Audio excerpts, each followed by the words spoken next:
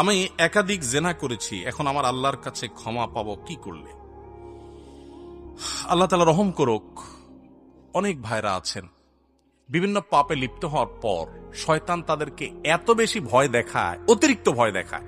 ভয় যতটুকু আল্লাহকে পাওয়া দরকার তার চাইতে বেশি যদি পায় তাহলে বুঝতে হবে শয়তানে দেখাচ্ছে। ওইটা কে দেখাচ্ছে? শয়তান দেখাচ্ছে। আপনি কোনো গুনাহে লিপ্ত হয়েছেন, যে কোনো গুনাহ, পৃথিবীতে এমন কোনো পাপ নাই যেটা মাপ চাইলে মাপ হয় না। এমন কোনো পাপ, এমনকি শিরকও নাই। শিরকের গুনাহ যদি করার পরে মাপ চায়, তওবা করে, মাপ হবে না? হবে না? তওবা ছাড়া মারা গেলে মাফ করবেন, এটা ভিন্ন বিষয়, কিন্তু তওবা করলে সেটাও মাফ হবে।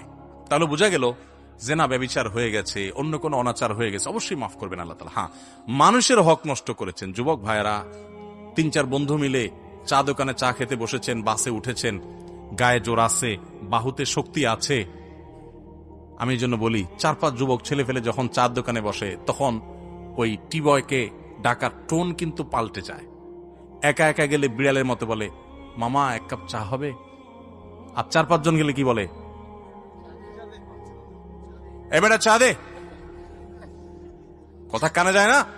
কতক্ষণ ধরে বসে রয়েছি, কারণ আশপাশে বন্ধু বান্ধব চা আছে, শরীরে একটু ভাব আসছে, তাই না?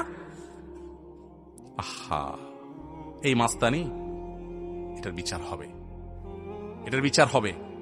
দুনিয়াতে সে বেচারা বিচার পাবে না, কিয়ামতে বিচার। বুড়া বয়লে আপনি হাজী সাহেব হয়ে গেলেন, মাগার ওই যৌবন কালে যে মাস্তানি করে আসছেন, গুন্ডামি করে আসছেন, তার বিচার আল্লাহ করবেন। So be careful. এই যৌবনকে পাগলামি করে নষ্ট করবেন না, ঠিক আছে তো? ইনশাআল্লাহ যে কোনো অন্যায় করে আল্লাহ কাছে মাফ চাইলে মাফ করবেন, কিন্তু মানুষকে ওই যে ধাক্কা দিয়েছেন, গালি দিয়েছেন, অধিকার নষ্ট করেছেন, হক মেরেছেন, এগুলো কিন্তু আল্লাহ মাফ করবেন না। সাবধান। এই জন্য নবী করিম সাল্লাল্লাহু আলাইহি ওয়াসাল্লাম বলেছেন, সেদিন আসার আগে মাফ চেয়ে নাও, যেদিন কেউ কাউকে ছাড় দিবে না, কেউ কাউকে ছাড় দিবে না। গালি দিয়েছেন, রিকশাওয়ালা ভাড়া দেন নাই, চুন থেকে নুন খসছে, কথা থেকে কথা বাড়ছে, তর্ক হয়ে গেছে, যা বেটা দিলাম না, কি করতে পারবি কর, চলে আসছেন। এটার ছাড় কিয়ামতের দিন হবে না। নবী সাল্লাল্লাহু আলাইহি ওয়াসাল্লাম বলেছেন, দুনিয়া থাকতে